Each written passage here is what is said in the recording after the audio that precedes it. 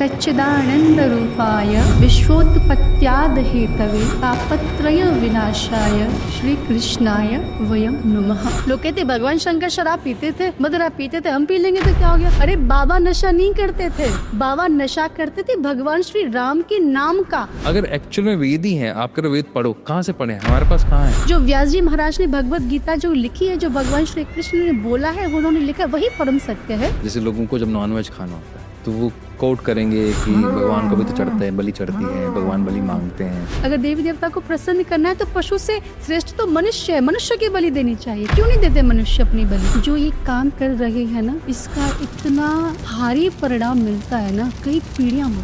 हमारे पास उन लेखकों की किताब लिखी हुई है जो 22, 23, 24 साल के हैं। वो कहते हैं कि मैंने रिसर्च किया है तो मैंने करण पे ये लिख दिया, मैंने इस पे ये लिख दिया। हमारे पास ऑथेंटिक नॉलेज कहाँ से आएगी? मैं कहती हूँ आप न मेरी बात मानिए, न किसी और की बात मानिए, आप शास्त्रों की बात मानिए। कर्म करो, कर्म की उसके बाद फल की इच्छा मत करो। सब व्यक्ति अपने अपने हिसाब से मतलब निकालते हैं इसका, जबकि उन्होंने किसी और कॉन्टेक्स्ट में कहा था। तो फिर ऐसी चीजों को कैसे हैंडल करें? ये लोग अपनी सुविधा के लिए भगवान पे डाल देते। हमारे ही शास्त्रों से क्यों छेड़छाड़ हो रही है? जिसका मन आता है कि आग लगा दो तो आग लगाने के लिए लोग खड़े हो जाते हैं। आप किसी और में लगा के दिखाइए, एक बार आप बच जाओ तो बता देना। जो चल रहा है हमारे समाज में, स्पेशली रिश्तों को लेकर, तो आप क्या कहना चाहेंगे? आपके इस बात से ना जितने भी हमारे फेमिनिस्ट वाले होंगे उनको लगा नहीं, हमारे आम औरतों का काम ये नहीं है। लाइफ में हायर सक्सेस के लिए पहले गोल सेटिंग चाहिए। गोल सेटिंग कहाँ? सबकॉन्शियस माइंड में। लोग गलती करते हैं, उसे कॉन्शियस माइंड में करते हैं। कैसे सबकॉन्शियस माइंड में अपनी गोल सेटिंग करें, उसके लिए मैं लेके आया हूं आपके लिए बहुत शानदार वर्कशॉप। डिस्क्रिप्शन में लिंक दिया हुआ है, अभी जाकर उसे ज्वाइन करें और अपने गोल्स को सेट करें और हायर सक्सेस अचीव करें। चलते हैं वीडियो की तरफ। जय हिंद, नमस्कार दोस्तों, आप सबका स्वागत है आज के हमारे नए एपिसोड आपका अपना विकास, योर ओन ग्रोथ में। आज हम बात करने वाले हैं उस शास्त्रों पर, उन कहानियों पर जो कहानी नहीं है, सत्य है। आपको मालूम है सबसे बड़ी प्रॉब्लम क्या है? हमारे पास सवाल होते हैं, हम गलत लोगों से गलत सवाल पूछते हैं और उसकी वजह से आती है गलत इंफॉर्मेशन। और जब गलत इंफॉर्मेशन आपके ब्रेन में गई तो प्रोसेस कैसी होगी? गलत। उसका आउटपुट क्या आएगा? गलत। तो इसी वजह से हमारे यहाँ पे मिथ्स हो जाते हैं, उसकी वजह से कंफ्यूजन होते हैं और हमारे डिसीजन गलत होते हैं। अगर आप अपनी लाइफ में बेस्ट से बेस्ट डिसीजन लेना चाहते हो तो आपको भागवत को सुनना चाहिए, भागवत पे बात करनी चाहिए। क्यों करनी चाहिए? इसलिए जो आज हमारे गेस्ट हैं वो हैं देवी निधि जी। एंड वो बता दूं मैं आपको, वो MSc इन बॉटनी है, साइंस की स्टूडेंट हैं। हवा हवाई में बात नहीं हो रही। तो दीदी आपका बहुत बहुत स्वागत है। श्री राधे। श्री राधे। जो हमसे सबसे ज्यादा सवाल पूछा गया ना, हम अपने ही काम से बोर हो जाते हैं और ये मैंने भी फील किया है। रोज उसी काम को कर करके बोर हो जाते हैं। इसकी वजह से प्रोक्रास्टिनेशन बहुत आता है, आलस बहुत आता है, आगे बढ़ने की इच्छा भी धीरे धीरे कम हो जाती है। लेकिन जब मैं आपके बारे में पढ़ रहा था तो 17 साल से आप भागवत कर रही हैं, तो आप अपने काम से बोर नहीं हुई? कभी नहीं। ऐसा क्यों? मुझे तो नित्य नव नव आनंद आता है। अब तक बहुत सारी कथाएं हुई और हर बार ऐसा लगता है कि मानो ये तो पहली कथा है। जितनी कथाएं करती हूँ उतना नया आनंद मिलता है। क्यों मिलता है? क्योंकि हमारे भगवान का जो स्वरूप है ना, वो आनंद स्वरूप है। सच्चिदानंद रूपाय विश्वोत्पत्त्याद हेतवे तापत्रय विनाशाय श्री कृष्णाय वयम नमः। ये भागवत जी का पहला श्लोक है। इसमें भगवान के स्वरूप के बारे में बताया गया कि भगवान का स्वरूप कैसा है। आपने हिंदी व्याकरण पढ़ा होगा जी। अगर हम सच्चिदानंद शब्द का संधि विच्छेद करें तो हमें 3 शब्द मिलेंगे, सत, चित और आनंद। तीनों को ऐड करेंगे तो सच्चिदानंद बन जाएगा। ठीक है। हम लोग नॉर्मली अपने रूटीन में भी बात बात पर कहते हैं सच्चिदानंद सच्चिदानंद। ये हमारे पंडित जी जब सत्यनारायण भगवान की कथा करने के लिए हमारे घर आते हैं रविवार को, तो पंडित जी भी कथा के बाद जय घोष करते, सच्चिदानंद भगवान की जय हो। पर कभी किसी ने पूछा पंडित जी से जाकर कि जो सच्चिदानंद की जय घोष आप कर रहे हैं वो कौन है? किसी के दिमाग में ऐसा थॉट नहीं आया? मेरे भी नहीं आया। नहीं आया ना, किसी के में भी नहीं आता नॉर्मली। तो जो सच्चिदानंद है ना, ये भगवान का नाम है। इसमें भगवान का स्वरूप बताया है कि भगवान का स्वरूप कैसा है। सत, सत कहते हैं अविनाशी को, Okay. अविनाशी कहते हैं जिसका कभी नाश न हो, और भगवान का कभी नाश नहीं होता। हम नहीं थे तब भी भगवान थे, हम हैं तब भी भगवान हैं, हम नहीं रहेंगे तब भी भगवान। भगवान रहेंगे। फॉर एन एग्जाम्पल, आपने मुझे गिफ्ट में 1 किलो सोने की ईंट दी। वैसे गोल्ड बहुत एक्सपेंसिव है, देंगी नहीं आप, लेकिन मानने में क्या जाता है, मान लेते हैं कि आपने मुझे 1 किलो सोने की ईंट दे दी, मैंने ले लिया। मैंने अपने घर जाकर उस ईंट को 50 टुकड़ों में डिवाइड कर दिया। सब सोने के टुकड़े हैं, एक टुकड़े का हार बनवाया, एक की चूड़ी बनवाई, एक की नथ बनवाई, एक का पायल बनवाया, एक के कंगन बनवाया, सब सोने के हैं। फिर मैं आपके पास लेकर आ गई, विकास भैया देखो, आपने बोला ये तो हार है, ये तो चूड़ी है, ये तो पायल है, ये तो नथ है, सब सोने के हैं। सही है। अब कुछ दिन बाद बोर हो गई आभूषण पहनते पहनते, तो मैंने क्या किया कि उन आभूषणों को एक ओखली समझते हैं आप, ओखली में डाल दी, और ओखली में डालकर डंडे से जोर जोर से पीटना उनको शुरू कर दी। उसकी आकृति खराब हो गई, तो फिर आकृति खराब होने के बाद जो शेष मटेरियल बचा वो क्या बचा, गोल्ड ही बचे। आपने मुझे सोने की ईंट दी, सोने की थी।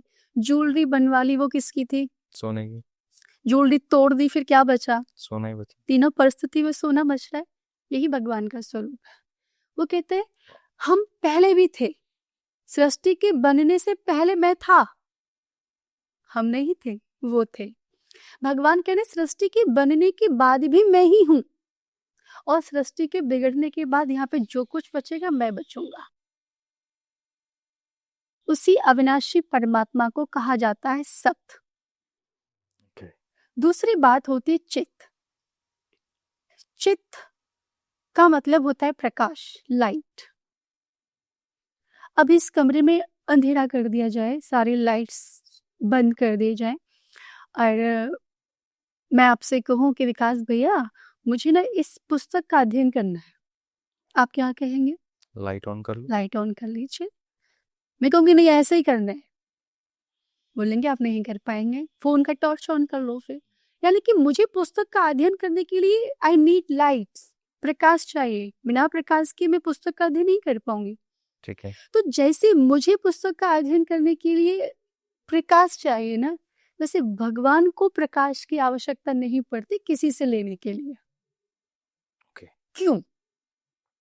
क्योंकि वो अपने आप में इतने प्रकाश स्वरूप है, वो इतने प्रकाशवान है, वो सबको प्रकाश देते हैं पर लेते नहीं है। भगवत गीता आपने कभी पढ़ा हो तो भगवत गीता में स्पष्ट भगवान श्री कृष्ण ने अर्जुन से बोला, यदा आदित्यगतम तेजो जगदभासयते अखिलम यच्चंद्रमस्य यच्चाग्नो तत्तेजो विद्धि मामकम। भगवान ने कहा अर्जुन आकाश की तरफ देखो, क्या दिखाई दे रहा है, बोले सूर्य। अर्जुन से बोला सूर्य में जो संपूर्ण प्रकाश है ना मेरा है, मैंने दिया है। भगवान ने अग्नि की तरफ इशारा करके बोला, अर्जुन अग्नि को देख रहे हो, कितनी दाहक शक्ति है कि अगर कोई व्यक्ति जल जाए तो क्षण भर में, अगर कोई व्यक्ति गिर जाए तो क्षण भर में जल जाएगा, मर जाएगा। भगवान बोले शक्ति मेरी दी हुई है। भगवान ने कहा चंद्रमा की तरफ देखो, कितना शीतल में प्रकाश है ना, इतना शीतल प्रकाश है कि हमें एकदम ठंडा ठंडा प्रकाश देता है, हमें अच्छा महसूस कराता है। भगवान कह रहे ये भी मेरा है। तो भगवान कितने प्रकाश स्वरूप है, भगवान श्री कृष्ण जो सबको प्रकाश दे रहे हैं, सूर्य को दे रहे हैं, चंद्रमा को दे रहे हैं, अग्नि को दे रहे हैं। क्यों? क्योंकि वो बहुत ज्यादा प्रकाश स्वरूप है, इसीलिए हमारे भगवान को कहा गया चित्त। अब तीसरी बात आनंद, जो आप कह रहे थे कि मैं बोर क्यों नहीं होती, मैं बोर इसलिए नहीं होती क्योंकि मेरी भगवान का जो नाम है ना वो आनंद है, वो आनंद प्रदान करता है, और जो चीज आनंद प्रदान करती है उसके साथ तो बोर कैसे हो सकता है। आनंद क्या है आपकी दृष्टि में? कई लोगों को लगता है कि एसी के कमरे में सोने का नाम आनंद है, वो सुख है। आनंद बहुत अलग चीज है। कई लोगों को लगता है सम्मान पाना आनंद है, कई लोगों को लगता है यशवान बनना आनंद की बात है, कई लोगों को लगता है करोड़ अरबों की संपत्ति दान कर देने का नाम आनंद है। नहीं, पहली बात, आनंद कभी बाहर की चीज नहीं होता, आनंद भीतर की चीज होता है। आनंद कहते आत्मा के बोध को, आनंद कहते आत्मा के ज्ञान को, जो आपके हृदय को तृप्त कर दे, जो आपके अंतःकरण को पवित्र कर दे, जो आपके अंदर के एक एक रोम को प्रफुल्लित कर दे। और प्रफुल्लित करेगा कौन? भगवान का नाम। हमारे संतों ने बोला, मिलता है सच्चा सुख केवल गोविंद तुम्हारे चरणों में। क्यों? क्योंकि भगवान के चरण ही हमें आनंद प्रदान कर सकते। जिसके पास जो चीज होती है वही वो चीज दे सकता है ना। अब आपके पास जो चीज नहीं है वह मुझे कैसे गिफ्ट करेंगे? तो मेरी भगवान तो है ही आनंद स्वरूप, इसीलिए वो सबको आनंद प्रदान करते रहते हैं। आप उनके शरण में जाएंगे, आपको ऑटोमेटिक आनंद मिलेगा। तो जो आनंद, देखो एक और चीज आपने देखा होगा, दुनिया में हर चीज का उल्टा होता है। काले का सफेद, गोरा, हाँ, निर्धन का धनवान, जन्म का मृत्यु। लेकिन आनंद का उल्टा नहीं होता, नहीं होता है तो बताना भैया कोई हमें। आनंद का उल्टा कुछ नहीं होता। आनंद बाहर मिलने वाली चीज नहीं है, आनंद तो अंतःकरण में मिलने वाली चीज है। जब तक अंदर नहीं झांकोगे तब तक नहीं मिलेगा। क्योंकि लोगों की प्रॉब्लम क्या है कि वो बाहर ढूंढ रहा है, जगत में आनंद नहीं है। आनंद है उसके चरणों में जिसने जगत को बनाया है। हम जगत के पीछे भागते, उसके पीछे नहीं भागते तो आनंद नहीं मिलता। क्योंकि मैं कथा करती हूँ, वैसे ये शब्द कहना नहीं चाहिए, कथा करने वाले तो बिहारी जी है, मैं निमित्त मात्र हूँ, मैं माध्यम हूँ भगवान की कथा डिलीवर करने का। कथा कहने वाले वो, कथा करने वाले वो। मेरी सामर्थ्य नहीं है कथा करने की, लेकिन क्योंकि भगवान ने मुझे माध्यम बनाया हुआ है, निमित्त बनाया हुआ है अपना काम कराने के लिए। तो क्योंकि मैं निमित्त मात्र बन के मैंने महसूस किया कि जितनी देर मैं व्यासपीठ के ऊपर होती हूँ, मैं कितना आनंदित महसूस करती हूँ, मैं कितना प्रफुल्लित महसूस करती हूँ। एक मेरी अभी एक कथा चल रही थी राजस्थान के पास धौलपुर में। धौलपुर के एक IAS हैं, वो कथा सुनने के लिए आए। उन्होंने एक ही चीज बोली कि जो सुख कहीं भी नहीं है ना, IAS बनने के बाद भी जो सुख नहीं है ना, वह सुख भगवान की कथा में मैंने पा लिया। जब आप व्यासपीठ पर थे तब ऐसा लग रहा था मानो ब्रह्मांड में, ब्रह्मा की सृष्टि में इनके समान कोई सुखी इस समय नहीं है। रीजन क्या है? मैं भी एक साधारण प्राणी हूँ, मैं भी एक साधारण जीव हूँ। मैं कोई भगवान नहीं हूँ, भगवान का अवतार नहीं हूँ, महापुरुष नहीं हूँ, मैं भगवान की दास हूँ। आप एक विचार करें कि 3 घंटे भगवान नाम का स्मरण करने से जब मेरे चेहरे पर मेरे अंदर का आनंद बाहर झलक सकता है, कि एक IAS मेरे से आकर कह रहा है कि काश भगवान ने मुझे इस कार्य के लिए चुना होता। क्योंकि जीवन में सच्चा आनंद तो आप लोग ले रहे हैं। क्यों? क्योंकि भगवान है आनंद स्वरूप, इनके पास जाओगे तो आपको आनंद मिलेगा। इसलिए मैं कभी जीवन में बोर नहीं हुई। मुझे कभी लगा ही नहीं कि इतने वर्षों से कथा चल रही है या महीने में हम 3-3 कथाएं कर रहे हैं। जब भी कथा करते लगता है जीवन की पहली कथा है। ये तो कभी हमने गिनती भी नहीं की। दूसरी बात, अगर भगवान की कथा को सुनकर अगर आप ऊब गए, अगर आप बोर हो गए, तो बाबा गोस्वामी तुलसीदास जी चौपाई लिखते हैं रामचरितमानस में कि राम चरित तजे सुनत अघाही, रस विशेष जाना तिन नाही। जो मेरी रघुवर की कथा को सुनकर ऊब जाए, जो मेरे भगवान की कथा को सुनकर बोर हो जाए और कि क्यों सुने, क्या होता है कथा सुनने से, इतने सालों से कथा सुने जा रहे हैं, क्या हो गया, अब नहीं सुनेंगे, वही कथा है, वही व्यास जी है, वही कथा कहने वाले, वही कथा करवाने वाले, सेम भागवत, वही भगवान श्री कृष्ण की लीला है, वही भगवान श्री कृष्ण मटकी फोड़ेंगे, माखन चुराएंगे, कंस को मारेंगे, महाभारत का युद्ध कराएंगे, फिर अपने धाम को चले जाएंगे। क्यों सुनूं मैं रोज रोज? जिसके मन में ये भाव आ गया ना, बाबा गोस्वामी कह रहे हैं कि वो कभी भी भगवान के कथा के महत्व को जान नहीं पाता। शास्त्र कहता है मोह रहो रसिका भूय भाव का।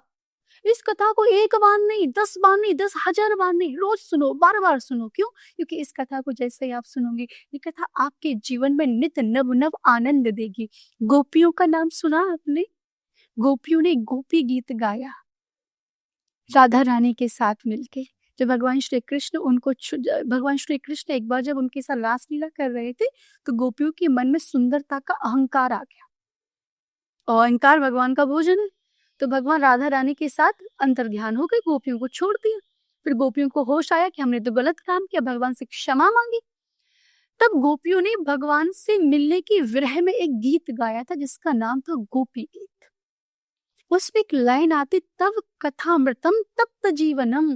प्रभु आपकी कथा कैसी है कि मेरे जीवन को तृप्त कर देती है।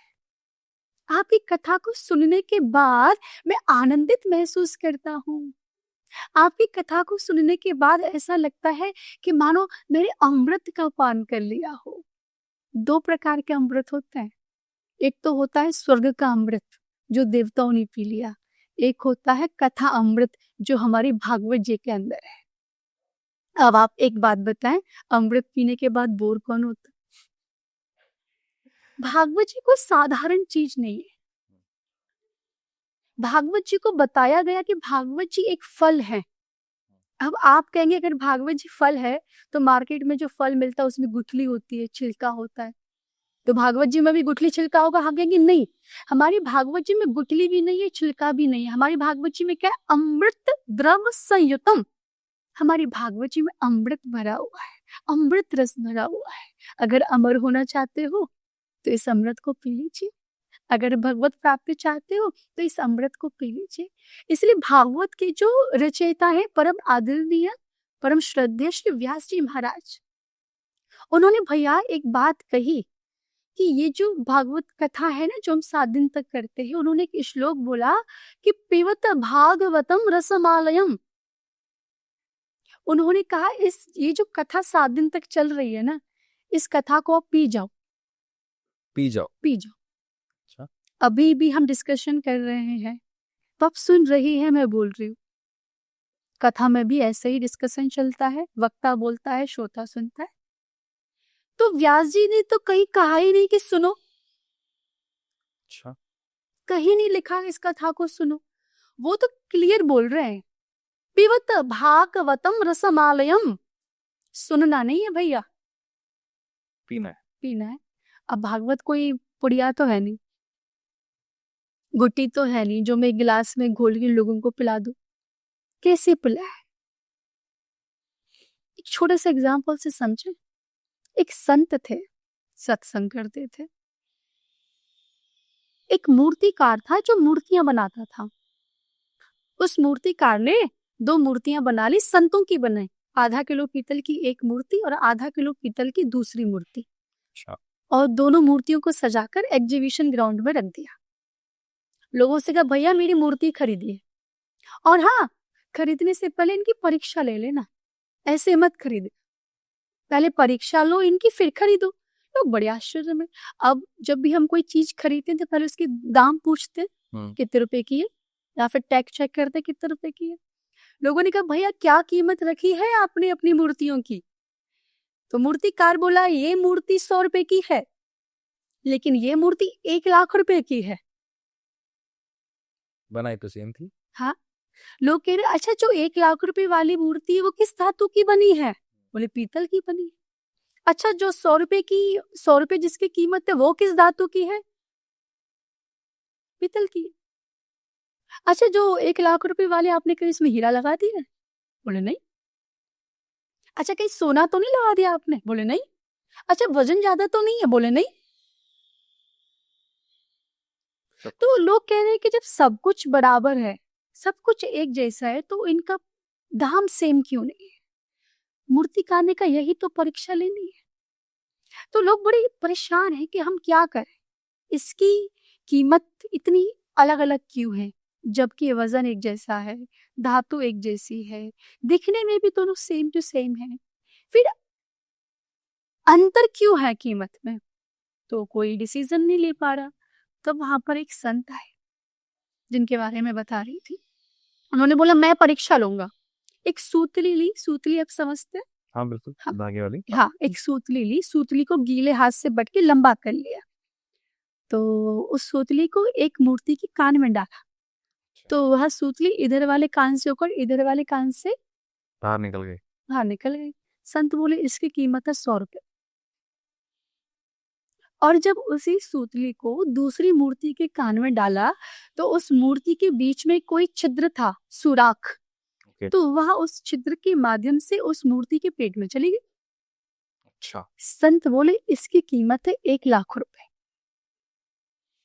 इस कथा से क्या समझ में आया कि जो भगवान की कथा को यहाँ से सुनते हैं, यहाँ से बाहर निकाल देते हैं, उनकी कीमत क्या होती है? ना के बराबर 100 रुपए। और जो भगवान की कथा को यहाँ से तो सुनते हैं लेकिन इधर वाले कान पे हाथ लगा कर कहते हैं ये मेरे गोपाल की रसमयी कथा है, इसको मैं कभी बाहर नहीं जाने दूंगा, इसको तो मैं मेरे हृदय में छुपा के रखूंगा। उनकी कीमत कितनी होती है? अनलिमिटेड। अनलिमिटेड। तो जिनकी कीमत ये है ना, वो इस कथा को सुनते नहीं, पी जाते हैं। तो जो पीना शब्द व्यास जी महाराज ने जो लिखा है ना, वो इनके लिए लिखा है, नंबर 2 वाले लोगों के लिए, जो कथा को सुनकर ऊबते नहीं है, जो कथा को कहकर बोर नहीं होते, जो कथा को सुनकर आनंदित महसूस करते हैं, उनकी कीमत इतनी होती है। यही आपके प्रश्न का उत्तर है। देखिए, जब मैं आपके पास बैठा हूँ तो उसका एक ऑरा है, तो मुझे भी ऐसा लग रहा है मैं कथा सुन रहा हूँ। फिर भी मैं इससे बाहर आगे बात करता हूँ, रियलिस्टिक वर्ड की बात करते हैं, क्योंकि जिस आईएएस ऑफिसर की आप बात कर रहे थे, हो सकता है वो क्योंकि वो मेटरलिस्टिक वर्ड में है, आप एक अलग वर्ल्ड में है। मतलब नॉर्थ पोल और साउथ पोल जितना डिफरेंस है एक मेटरलिस्टिक वर्ड में और एक स्पिरिचुअल, एक अध्यात्म वाले जीवन में, बहुत बड़ा फर्क है। वहाँ बहुत सारे ग्रीवेंसेस हैं, बहुत सारे गिल्ट हैं, बहुत सारे रिग्रेट हैं, बहुत सारे कंपैरिजंस हैं। शायद मुझे नहीं पता आप माइक पे बोलेंगे या नहीं बोलेंगे, लेकिन हाँ, जैसे तो एक ह्यूमन टेंडेंसी होती है, मुझे भी देखकर हो सकता है यार ये बहुत अच्छा पॉडकास्ट करता है, राइट। आप जैसे कथावाचिका हैं, आपको भी लगता है यार ये बहुत अच्छा बोलते हैं, मैं कब तक वहाँ पहुंचूंगी या कब तक ऐसे मुझे जो उतना आनंद आएगा। तो ये सब चीजें हमारे अंदर हैं। अब आप कथा सुनती हैं और आपके लिए मेन जो कथा आप बताती भी हैं, व्यास गद्दी पे भी होती हैं, तो आपको वो रिस्पेक्ट मिलती है, तो इस वजह से भी हो सकता है आपको आनंद की अनुभूति होती हो। लेकिन जब हम मेटरलिस्टिक वर्ड में हैं तो जेलसी, कंपैरिजन हमें बाय डिफॉल्ट मिलते हैं, मतलब हमारे साथ कंधों पे चलते हैं, एक कंधे पे जेलसी बैठती है, एक कंधे पे हमारे कंपैरिजन है। तो आप लोगों को नहीं आता? इस फील्ड में कंपैरिजन की कोई जगह नहीं है, मेरा मानना है, बाकी मुझे किसी का पता नहीं है। फतेह विकास भैया, life is a most difficult exam. बहुत सारे लोग इस एग्जाम में फेल हो जाते हैं। Do you know why? They are trying to copy others. They are not realizing everybody has a different question paper, और हम बस कॉपी किए जा रहे हैं, कॉपी किए जा रहे हैं। मैं हमेशा एक बात कहती हूँ, अगर आपको किसी के अंदर कुछ अच्छा नजर आ रहा है, ग्रहण कर लीजिए। सीखने में बुराई नहीं है, मैं भी बहुत लोगों से सीखती हूँ, मुझे भी अच्छा लगता है। मैं बहुत वक्ताओं को सुनती हूँ, मुझे लोगों को सुनना बहुत पसंद है, मुझे पढ़ना बहुत पसंद है। तो इसमें कोई बुराई, सीखने में, ज्ञान लेने में कोई बुराई नहीं है, लेकिन तुलना करना ये गलत। स्वाभाविक है ना, ये तो होती है, मतलब जैसा मुझे लगता है हमें कंट्रोल करना चाहिए, हमें थोड़ा सा वर्क करना चाहिए। देखिए, मुझे ऐसा लगता है कि आपको अपने आप को कभी किसी से कंपेयर नहीं करना चाहिए। If you are doing this, then you are insulting yourself. You are different. इसको थोड़ा सा ना पीछे लेके चलते हैं, श्री कृष्ण जी की बात करते हैं। तो मेरे मन में सवाल आता है, मुझे नहीं पता ऑडियंस के मन में आता नहीं आता।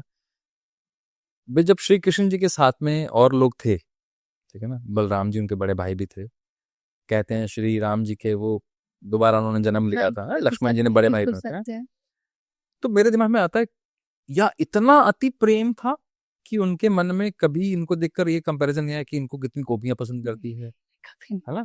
कितने लोग उनके आसपास थे, दोस्तों में नहीं होता यार इसको ज्यादा मिल गया, तो वैसे उनकी दोस्ती नहीं थी। कभी नहीं। पता है पहले त्रेता युग आया तो पहले भगवान श्री राम कृष्ण एक है, ये तो आप जानते ही। जी जी जी। तो भगवान बलराम और लक्ष्मण जी एक हैं। तो लक्ष्मण जी छोटे भाई बने। तो एक बार भगवान श्री राम के चरणों की सेवा कर रहे थे, तो राम जी प्रेम बहुत करते थे। लक्ष्मण का अर्थ क्या होता है? लक्षण धाम सुराम प्रिय, सकल जगत आधार, गुरु वशिष्ठ ते ही राखा, लक्ष्मण नाम उदार। उनका नामकरण इस बेस पे हुआ, कहा कि जो राम को अतिशय प्रिय है, राम जिसको अतिशय प्रिय है, उस पुत्र का नाम रखता हूं मैं लक्ष्मण। लक्ष्मण का अर्थ होता है जिसके लक्ष्य सिर्फ भगवान श्री राम के चरण है, वो लक्ष्मण है।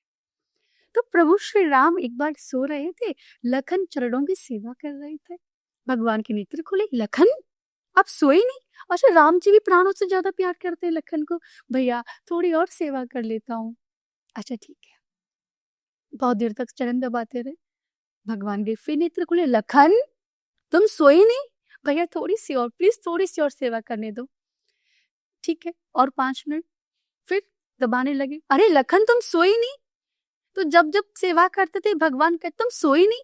लखन ने कहा बड़े भैया बन गए हो ना, ज्यादा कुछ कह नहीं सकता मैं आपसे, क्योंकि राम कथा जो है, रामचरित्र जो है, उसमें बहुत मर्यादा है। मैया कैकेयी ने एक बार बोल दिया कि राम का 14 वर्ष का वनवास, भगवान राम ने पूछा तक नहीं कि मेरी गलती क्या है। आज का बेटा होता तो माँ का ही वनवास करा देता, तभी वृद्धाश्रम खुले हुए है ना, करा देता। एक बार पूछा तक नहीं। राम कौन है? रामो विग्रहवान धर्म, धर्म के विग्रह है। और उल्टा अपनी मैया कैकेयी से आकर का, सुन जननी सोई सुत बड़ भागी, जो पितु मातु चरण अनुरागी। मैं कितना भाग्यशाली हूँ कि मुझे अपने माता पिता के चरणों की सेवा करने का सौभाग्य मिल रहा है। मैं आपका वचन पूरा करूंगा। और एक बिना शब्द के वन में चले गए। तो लखन ने कहा भैया बड़े बन गए हो, मर्यादा है, मैं कुछ कह नहीं सकता, अगली बार बड़ा बनकर आऊंगा और फिर पूरा हिसाब करूंगा। तो बलराम जी अपनी इच्छा से इस बार बड़े भ्राता बनकर आए और ठाकुर जी छोटे भाई बनकर आए। और यही लीला फिर से दोहराई गई। एक बार मतलब गऊ चराने के लिए गए, बलराम जी का लाला इधर इधर भगवान आए, हाँ भैया आ मेरी गोदी में सर रख। भगवान ने सर रख लिया और आज बलराम जी ठाकुर जी की सेवा कर रहे हैं, पंखा जल रहे हैं, चरण दबा रहे हैं, छोटे छोटे चरणों को दबा रहे हैं। ठाकुर जी कहते भैया आप थक गए होंगे, अब रहने दो, हम बड़े भैया हैं, तुम छोटे हो, चुप रहो। अब छोटे भैया बड़े भैया से कैसे कह दें? तो बलराम जी जो सेवा त्रेता में नहीं कर पाए, वो द्वापर में आके उन्होंने पूरी की। बहुत प्रेम करते थे बलराम जी, इतना प्रेम करते थे, कहते थे कि मेरा कुछ भी हो जाए पर मेरे लाला का कुछ भी ना हो। तो कभी किसी के मन में कोई प्रतिस्पर्धा नहीं थी। भगवान की जो मतलब उनके जो फ्रेंड सर्कल था, जो दोस्त मित्र थे ना, उन्हें तो इस बात का बहुत अभिमान था कि हम श्री कृष्ण के मित्र हैं। देखिए मैं किस कॉन्टेक्स्ट में पूछा उसका कारण बताता हूँ। जैसे जब राजनीति की बात चलती है, राइट, तो कई बार अमित शाह जी या मोदी जी के बारे में बोल देते हैं कि उनका भी बनने की इच्छा है। एक कंपनी में कुछ सीईओ है तो उसको लगता है इसको होना चाहिए। एक ही घर में परिवार में एक बिजनेस मिलना है तो उसको लगता है ये ज्यादा लायक है या ये कम लायक है।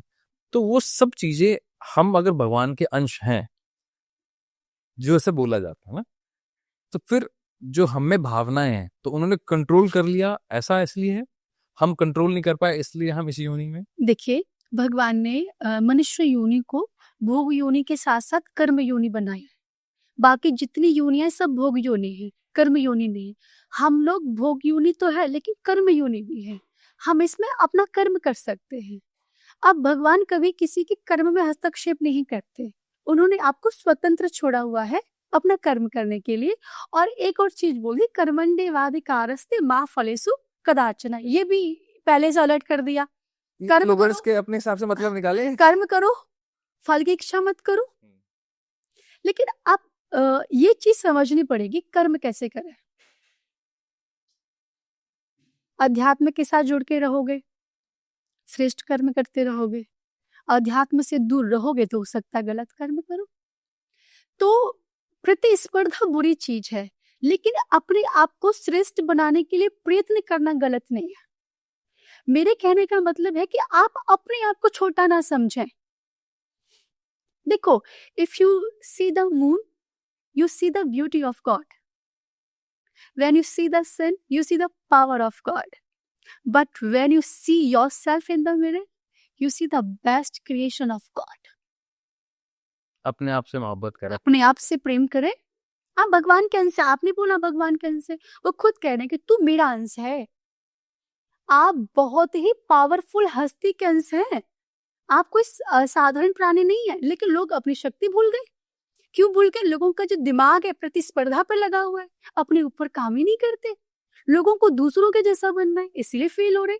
अरे भैया, हर किसी की लाइफ अलग है, हर किसी के काम करने का तरीका अलग है, हर किसी की लाइफ के गोल अलग है, हर किसी का क्वेश्चन पेपर अलग है, तो सभी की आंसर शीट अलग अलग होगी ना। ये इसी चीज का तो फायदा उठाया जा रहा है। आप अपने क्वेश्चन पेपर को फॉलो क्यों नहीं कर रहे? प्लीज, अगर आप अभी मार्केट देखें, मुझे लगता है कि गोरा रंग अच्छा है तो इसलिए क्रीम बिक रही है। मुझे लगता है कि अगर एक रिस्ट वॉच पहनने से अगर मेरा मेरा औधा बढ़ जाएगा, मेरी गाड़ी से मेरा, तो वहां से कंपैरिजन, एक्चुअली वहां से शुरू होता है कंपैरिजन, कि मुझे लगता है कि मुझ में कुछ कमी है या मेरे पास ये चीज नहीं है, in terms of respect, in terms of money, may be रिश्ता एंड रिलेशनशिप। तो मुझे उसको पूरा करने के लिए, क्योंकि हम काउंसलिंग के फील्ड में हैं, तो हमें इस तरह के पेन पॉइंट सुनने को मिलते हैं और हमने देखे भी हैं।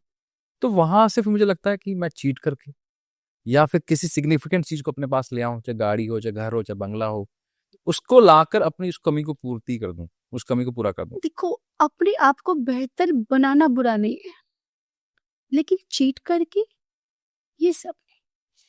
मैं हमेशा कहती हूँ कर्म करो, लेकिन भक्ति पूर्वक कर्म करो। भगवान भी कहते कि तुम कुछ नहीं कर सकते तो तुम कर्म करो। अगर भगवत गीता के 12वें अध्याय का 10वां श्लोक अगर आप खोल लें, उसमें स्पष्ट कहा कि अभ्यास से अप्य समर्थो अस्य मत कर्म परमो भव मदर्थमपि कर्माणि कुर्वन् सिद्धिं वापसस्सि। भगवान कह रहे तुम मेरे लिए कर्म करने के परायण हो जाओ। कैसे कर्म करने? कि मुझको सेंटर में रख, Okay.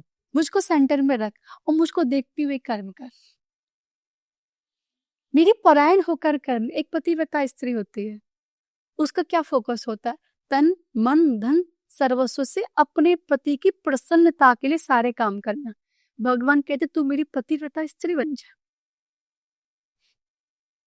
ठीक है, जैसे पतिव्रता स्त्री का उद्देश्य सिर्फ अपने पति को प्रसन्न करना है, वैसे ही एक भक्त का उद्देश्य सिर्फ और सिर्फ अपने भगवान को प्रसन्न करना है। कर्म करने के लिए वो नहीं रोक रहे, वो तो कहते तू पतिव्रता स्त्री की तरह कर्म कर। आपके इस बात से ना जितने भी हमारे फेमिनिस्ट वाले होंगे उनको लगा नहीं हमारे आम औरतों का काम ये नहीं है, लेकिन शायद लोग भूल जाते हैं कि हम अर्धनारीश्वर हैं। तो अगर मैं लड़का हूँ तो मेरे में फेमिनाइन एनर्जी भी तो है मेरे पे, और शक्ति के बिना शिव भी किसी काम के नहीं है। तो उसको उसी कॉन्टेक्स्ट में लेने वाली बात है। तो मैं समझता हूँ जब आप रिश्तों की बात कर रहे हैं तो मेरे को बड़ा अचरज होता है। मैं अचरज इसलिए बात कर रहा हूँ कि मुझे प्रसंग तो आपको ज्यादा पता होगा ऑब्वियसली। श्री लक्ष्मण जी से जब पूछा गया माता सीता कैसी दिखती हो, कहते मुझे नहीं पता, मैंने चरणों से ऊपर कभी देखा नहीं। और आज आप देख ही रहे हैं आसपास कैसी न्यूज है, एक ड्रम कांड हो जाता है, कभी फ्रिज कांड हो जाता है, अभी कुछ सुनने को आ रहा है एक सास अपने दामाद के साथ चलेगी, और जो साथ में एक वर्ड बोला जाता है, तो क्या व्यक्ति अपना जीवन ना जिए? जिसको पसंद करता है उसके साथ रहने में क्या गलत है? तो वो मर्यादा तो खत्म हो गई। तो आपको क्या लगता है ऐसे लोगों का या इस कर्म का हमारे आने वाले जीवन पर क्या फर्क पड़ता होगा? ऐसे लोगों पे पहली बात तो ये कि अध्यात्म से इनका कोई रिश्ता दूर दूर तक है नहीं। देखो, दो चीजें होती है विकास भैया, एक होती है बुद्धि और एक होता है विवेक। बुद्धि हर किसी के पास है, लेकिन विवेक हर किसी के पास नहीं है। बात तो सही है। बुद्धि तो सबके पास, विवेक नहीं है। विवेक कहाँ मिलेगा? बिनु सत्संग विवेक न हुई। और राम कृपा बिनु सुलभ न सोई। बाबा गोस्वामी जी कह रहे हैं, मैं नहीं कह रही। विवेक पाना है तो सत्संग नाम का एक स्कूल है, उसमें नाम रजिस्टर करवाना पड़ेगा, उसमें एडमिशन लेकर रोज स्कूल जाना पड़ेगा, भगवत चर्चा करनी पड़ेगी, संतों के साथ बैठना पड़ेगा, परम श्रद्धेय प्रेमानंद जी महाराज को सुनना पड़ेगा, वृंदावन की रज में जाकर एक अपनी उस रेत को अपने शरीर पर लगाना पड़ेगा, यमुना का जल पीना पड़ेगा। रमण रेत लेटो नहीं कियो न जमुना पान, रेमन मूर्ख तू समझो नहीं व्रज को तत्व महान। करना पड़ेगा भैया, तब जाकर विवेक मिलेगा। और सत्संग भी हर किसी को नहीं मिलता। आप सोचो कि आपको सत्संग मिल जाए, पड़ोसी को मिल जाए, नहीं। राम कृपा बिनु सुलभ न सोई। राम जी मेहरबान नहीं होंगे तो नहीं मिलेगा। राम जी की मेहरबानी चाहिए। बाबा सूरदास जी ने बोला कि जिस पर रघुवीर मेहरबान है वही सुंदर है, वही कुलीन है, वही पवित्र है, वही नामवान है और वही यशवान है। अगर राम जी मेहरबान हो जाए तो मूकम करोति वाचालम पंगु लंघयते गिरिम यत् कृपा तमहं वंदे परमानंद माधवम। अगर राम जी मेहरबान हो जाए तो मूक व्यक्ति वेदांती भाषा में प्रवचन दे सकता है। अगर श्री बिहारी जी अनुग्रह कर दें तो लंगड़ा व्यक्ति पर्वत को लांघ सकता है। अब आप कहेंगे कैसे? बाबा गोस्वामी तुलसीदास जी जिन्होंने इतना बड़ा ग्रंथ लिखा, परम भक्त मीराबाई जी जिनके आज पद हम गाते हैं, सुनते हैं, परम भक्त बाबा सूरदास जी महाराज जो जन्म से जन्मांध थे, इतने पद लिखे। क्या कहीं आपने पढ़ा बाबा सूरदास जी ने फलाने विद्यालय से पीएचडी की डिग्री प्राप्त करी, या भक्त मीराबाई ने फलाने विश्वविद्यालय से एमफिल की डिग्री प्राप्त करी? लेकिन लोग तो मीराबाई के पदों पर पीएचडी करते हैं। जिसने पीएचडी नहीं करी उसके हाथ से लिखी चीजों पे लोग पीएचडी कर रहे हैं और डॉक्टर बन रहे। हाँ, अपने नाम करके डॉक्टर लगा रहे। ये किसकी कृपा है भैया? प्रभु कृपा। ये भगवत कृपा होती है। तो जापुर कृपा राम की हुई, तापुर कृपा करही सब कोई। हम जगत के पीछे भागते, हम जगदीश के पीछे नहीं भागते। यही तो गड़बड़ करते हैं हम। अरे हम कहते आप राम को मना लो, ये तो अपने आप आपके पीछे भागेंगे। संसार पता है कैसा है? एक को मनाओगे 10 रूठ जाएंगे,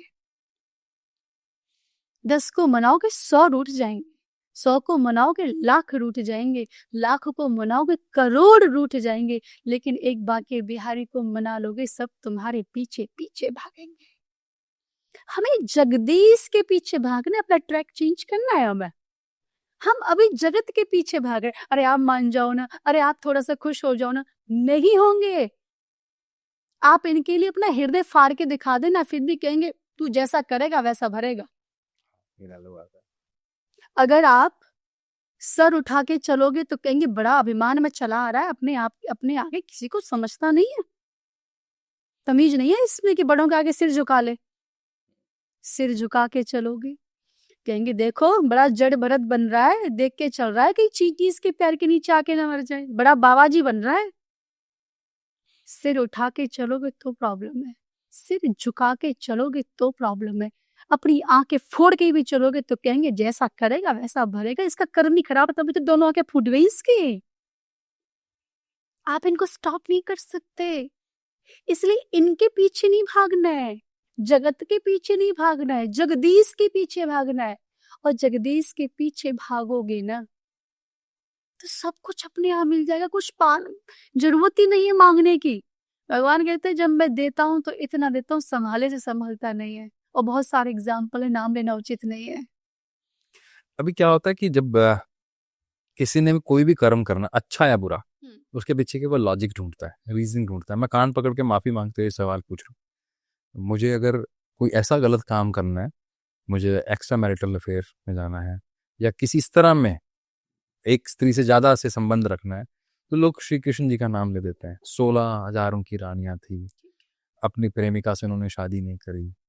तो मैं पहले कान पकड़ के माफी मांगते हुए बात बोल रहा हूँ। तो फिर ऐसे में क्या है सच्चाई? क्योंकि राधा रानी का मंदिर हर जगह है, शादी उनकी नहीं हुई। उतना प्रेम भाव तो आजकल आपको पता है कि जिस जनरेशन में बात कर रहे हैं कि शायद हर तीसरे घर में डिवोर्स की बात चल रही है। हर पांचवें घर के अंदर एंजाइटी की बात चल रही है, उसके पीछे का रिलेशनशिप ब्रेक की बात चल रही है। तो कहाँ इतना बड़ा अंतर है। और फिर जब ऐसे में कोट हम किसको कर रहे हैं, उन पुरानी या उन कथाओं को में से अपना मतलब निकाल देना। जैसे आपने भगवत गीता के कोट लिया, कर्म करो कर्म की, उसके बाद फल की इच्छा मत करो। सब व्यक्ति अपने अपने हिसाब से मतलब निकालते हैं इसका, अलग अलग हिसाब से, जबकि उन्होंने किसी और कॉन्टेक्स्ट में कहा था। अब न्यूरो साइंस को उसको कोट भी कर रही है कि उनका कहने का पर्पस क्या था, आपके ब्रेन में क्या होता है जब एक्शन के अकॉर्डिंग अगर आप इमोशंस को स्टोर नहीं करते हो तो क्या होगा, कर लोगे तो क्या होगा। तो फिर ऐसी चीजों को कैसे हैंडल करें जब मुझे मेरी चीजों को सही करने के लिए मैं इन चीजों को कोट करता हूँ। 2 प्रश्न है। इति और राधा रानी के विषय में आपने पूछा। नंबर 2, भगवान ने इतने सारे विवाह क्यों किए, इसके बारे में आपने पूछा। पहले राधा रानी से शुरू करें। बिल्कुल। राधा रानी है कौन, पहले तो ये जान लिया जाए। ब्रह्म का शास्त्रों में एक नाम है आत्माराम। आत्माराम का अर्थ होता है जो अपनी आत्मा में रमण करता है, उसको आत्माराम कहते हैं। अब ब्रह्म कौन है? भगवान श्री कृष्ण। ओके। ठीक है, ब्रह्म वही है।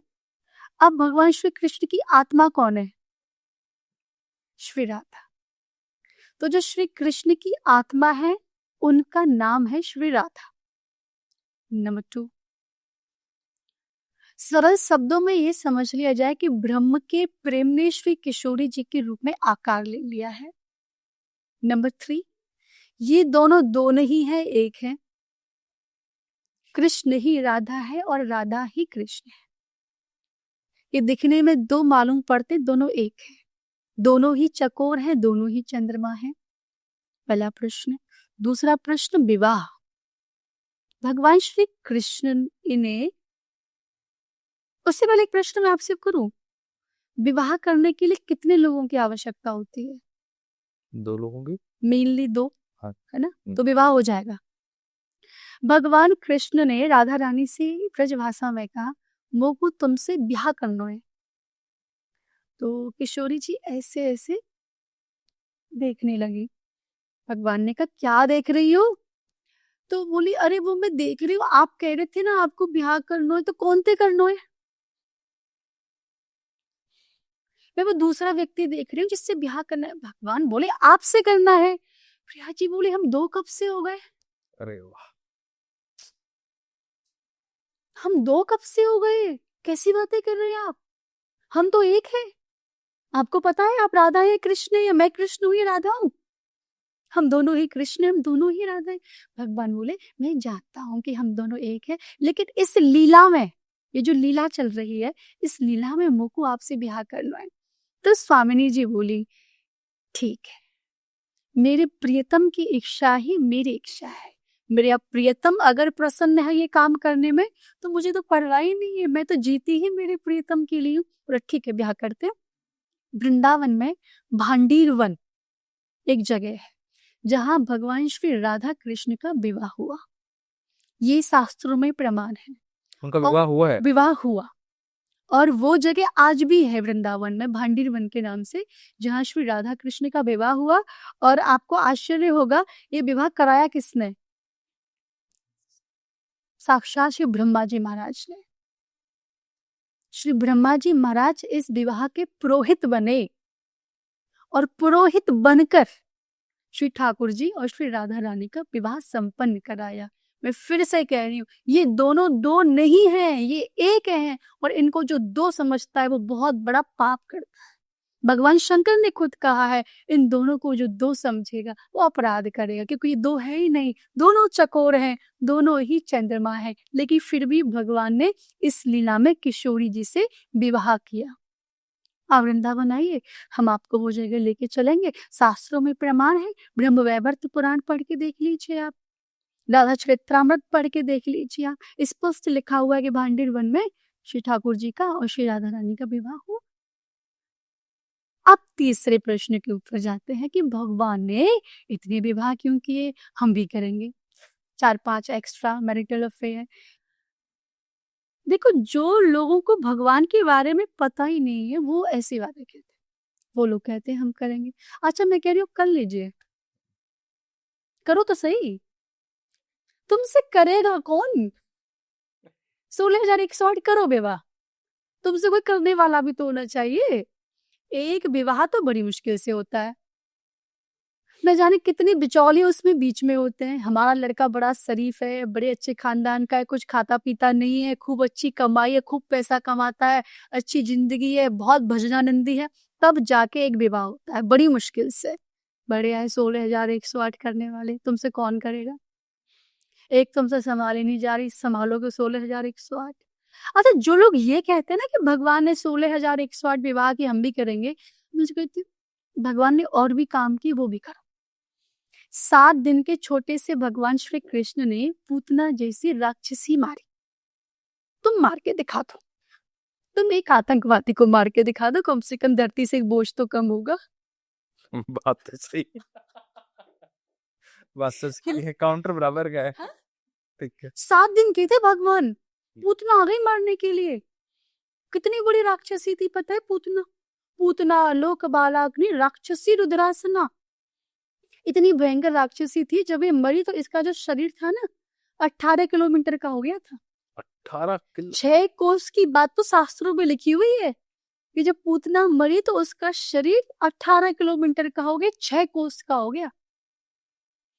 एक संत बड़ा हंस के कहते, बताए बेटा पूतना मरी तो का भयो कि बाको मूड गिरो मुरसान में, बाकी हाथ गिरे हाथरस में, बाकी कान गिरे कानपुर में, और बाकी पांव गिरे पैगाम में। तो इतनी लंबी चौड़ी थी पूतना, 18 किलोमीटर की। ऐसी दुष्ट राक्षसी को भगवान ने मारा। उम्र कितनी थी? 7 दिन। 7 दिन। आप मार के दिखा दीजिए, फिर विवाह करना। 16,000 छोड़ो, 32,000 करना, पर और भी तो काम करो ना। 7 वर्ष के छोटे से कन्हैया ने 7 कोस लंबे चौड़े गिरिराज जी को, 7 कोसी परिक्रमा है गिरिराज जी की, 7 कोस लंबे चौड़े गिरिराज जी को 7 दिन तक अपनी कर्णी उंगली पर धारण करके रखा। आप 1 क्विंटल की बोरी 10 घंटे अपनी कमर पे रख के दिखा दें, हम मान लेंगे आपको।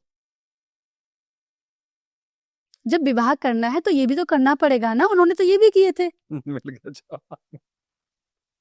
ठीक बात है ना? भगवान श्री कृष्ण ने जो किया है ना, हम कभी सोच नहीं सकते उस चीज के बारे में। भगवान श्री कृष्ण के किए हुए को हम नहीं कर पाएंगे, हमारी औकात नहीं है। भगवान श्री राम के किए हुए को कर सकते हैं। राम जी क्या करते थे? प्रातः काल उठ के रघुनाथा, मात पिता गुरु नावहि माथा। राम जी जब प्रातः काल उठते थे, अपने माता पिता गुरु के चरणों में प्रणाम करते थे। ये काम तो हम कर सकते हैं। तो शास्त्र कहते हैं राम के किए हुए को करो और कृष्ण के कहे हुए को करो, क्योंकि कृष्ण के किए हुए को हम नहीं कर पाएंगे। कृष्ण कहते थे तुम मेरी शरण में आओ, मैं तुम्हें मुक्ति प्रदान करूंगा, तुम मेरे नजदीक आओ, मैं तुम्हें अपने हृदय से लगा लूंगा। ये तो हम कर सकते हैं। लेकिन उन्होंने इतने विवाह किए, लोग इतना तर्क करते हैं, इतना कुतर्क करते हैं, बड़ा गलत है, बड़ा निंदनीय है। क्या आपने कभी जाना कृष्ण कौन है? इतने विवाह होने के बाद भी कृष्ण जैसा कोई ब्रह्मचारी नहीं हुआ। कृष्ण चरित्र को समझना आसान बात नहीं है। बुद्धि से कृष्ण समझ में नहीं आएगा, ज्ञान से कृष्ण समझ में नहीं आएगा, क्योंकि उनका चरित्र बहुत टेढ़ा है। बड़े बड़े ज्ञानी ज्ञान में डूबे रहेंगे पर कृष्ण को नहीं समझ पाएंगे। कृष्ण समझने का विषय नहीं है, कृष्ण प्रेम करने का विषय है। इतने विवाह किए, कोई ऐसे थोड़ी कर लिए। हर विवाह के पीछे कहानी है, एक कथा है। भगवान की 8 मूल पटरानियां हुई। पहली हुई मैया रुक्मिणी, जो खुद भगवान से प्रेम करती थी, और उनके भाई थे रुक्मी। उनका दोस्त था शिशुपाल। उन्होंने रुक्मिणी की सगाई शिशुपाल से तय कर दी, और रुक्मिणी जी को बोला कि स्वयंवर तो नाम का है, वरमाला तो शिशुपाल के गले में ही पड़नी चाहिए। पहले स्वयंवर हुआ करते थे उस समय पे, तो बोले स्वयंवर तो फॉर्मेलिटी के लिए कर रहे हैं हम, वरमाला तुम उसी के गले में डालोगी। रुक्मिणी जी करती थी भगवान श्री कृष्ण से प्रेम। अपनी भाभी के पास जाकर बोली मैं तो द्वारकाधीश को प्रेम करती हूँ, भैया मेरा शिशुपाल से ब्याह करा रहे, क्या करूं? तो उनकी भाभी ने बोला भगवान के लिए एक लेटर लिखो। तो पहला प्रेम पत्र मैया रुक्मिणी ने भगवान श्री कृष्ण के लिए लिखा था। अच्छा। और बोला मैंने कभी आपको देखा नहीं है। श्रुत्वा गुणान भुवन सुंदर, कह रही है मैंने देखा नहीं है, बस आपके बारे में सुना है और आपके बारे में सुनकर मुझे आपसे प्रेम हो गया, मुझसे आकर विवाह करो। अगर आपने विवाह नहीं किया तो प्राण त्याग दूंगी। भगवान श्री कृष्ण आए, पत्र पढ़ने के बाद मैया रुक्मिणी से विवाह किया। अब बताओ भगवान किसी के घर गए? अगर उनके दूसरे विवाह की हम बातें करें, जो विवाह हुआ मैया सत्यभामा के साथ, दूसरी पटरानी जो सत्राजित राजा की बेटी थी। सत्राजित राजा के पास एक मणि थी जो जिसमें से 2 क्विंटल सोना निकलता था रोज। अगर उस मणि की रोज पूजा की जाए तो उसमें से 2 क्विंटल सोना निकलता था। और सत्राजित राजा एक दिन उस मणि को पहन के भगवान के पास चले गए। भगवान को मजाक करने की आदत है, हंसते हंसते कह लिया क्यों, कितने सदस्य हैं तुम्हारे घर में? तो राजा ने कहा एक मैं हूँ, एक मेरी पत्नी, एक मेरा भाई, एक छोटी सी बेटी। भगवान ने कहा 3.5 प्राणी है तुम्हारे यहाँ तो, और 2 क्विंटल रोज सोना देने वाली मणि रखती हो, क्या करोगे इसका? हमें दे दो। मजाक में बोल दिया, हम इसे खजाने में रख देंगे, इससे जो भी सोना मिलेगा उसे बांट देंगे। बोले मैं नहीं दूंगा। बोले ठीक है मत दो। सत्राजित का एक भाई था प्रसेन, उसने मणि ले ली और मणि लेकर जंगल में चला गया। जंगल में से कोई सिंह गुजर रहा था, सिंह ने प्रसेन को मार दिया, उसे मणि ले ली। सामने से जा रहे थे रीछ भगवान, रीछ ने सिंह को मार दिया, उससे मणि ले ली और अपनी बेटी को खेलने के लिए दे दी। आसम कथा कर रहे हैं यहाँ पे।